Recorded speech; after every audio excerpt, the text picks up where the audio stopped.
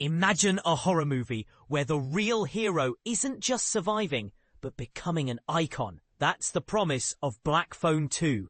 And if you loved the first film, you're gonna be thrilled with who takes center stage. Horror as a genre has consistently delivered incredible returns on investment, transforming modest budgets into lucrative franchises.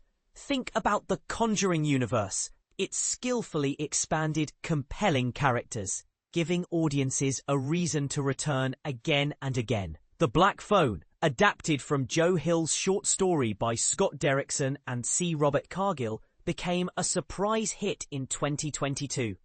Initially, a franchise wasn't the plan. However, when Black Phone 2 got the green light, the creative team faced a crucial challenge: how to offer something new while preserving the magic of the original. I had the opportunity to discuss this with Scott Derrickson for Fangoria magazine, and he emphasized that the heart of both stories lies in the brother-sister bond between Finn, Mason Thames, and Gwen, Madeleine McGraw. Ultimately, it's about their dynamic, their unwavering protection and support for each other. In the first film, Finney's kidnapping by the grabber, Ethan Hawke, placed him at the center of the horror. But this time, while the sibling dynamic remains crucial, the spotlight shifts slightly to Gwen. Centralizing the focus on Gwen was something that seemed really natural for me for a sequel, because it's different but the same, Derrickson explained. You want to get something you didn't have in the first movie, but you don't want it to change too much. And as any fan of the first movie can attest, giving Gwen more screen time was absolutely the right move. Gwen Blake embodies the spirit of iconic final girls, those characters who defy the damsel in distress trope. We've seen so many incredible examples throughout horror history. Jess Bradford in Black Christmas relentlessly pursues the truth when she senses danger. Laurie Strode in the Halloween franchise dedicates herself to protecting others, no matter the cost.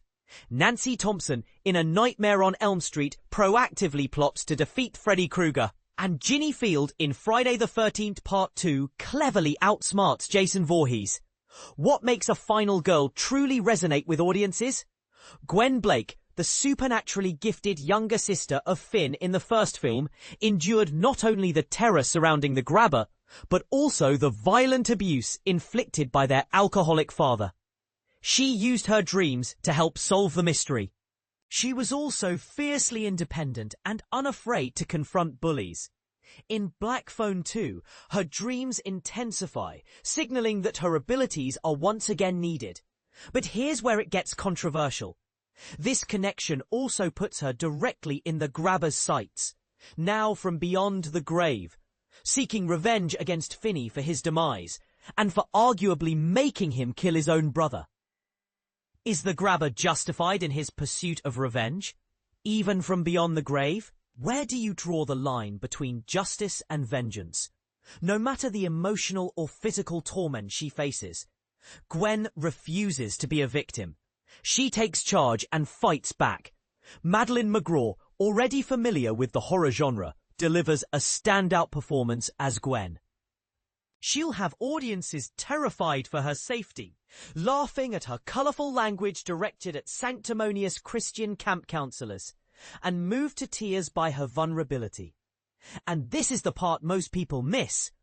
The film explores not just her supernatural abilities, but also her inner strength and resilience in the face of immense adversity.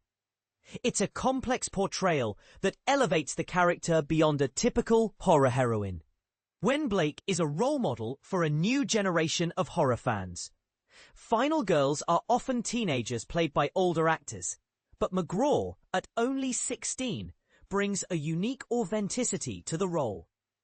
Her coming-of-age struggles are intertwined with her terrifying circumstances. This isn't merely a character fighting the grabber. She's navigating the challenges of being a teenage girl. She feels responsible for Finney's well-being and worries about how he's coping with the trauma of the first film. Parentified by the loss of their mother, she's ostracized by her peers as her weird dreams become known. Mason Thames once again delivers a compelling performance as Finney, showcasing the lasting impact of the first film's events. His chemistry with McGraw is even stronger, now that they're not separated by a torture basement. Fans of the franchise already recognize Thanes Finney as one of the best final guys in horror history, but shifting the focus to Gwen allows McGraw to deliver her best performance yet. Gwen endures intense emotional and physical challenges, perhaps even more so than the grabber's previous victims, short of death, but she never loses sight of who she is or the source of her power.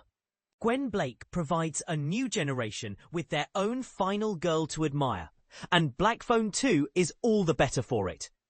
Do you think Gwen's experiences in Black Phone 2 make her a more compelling final girl than her predecessors? What qualities do you look for in a character to consider them a true final girl or final guy?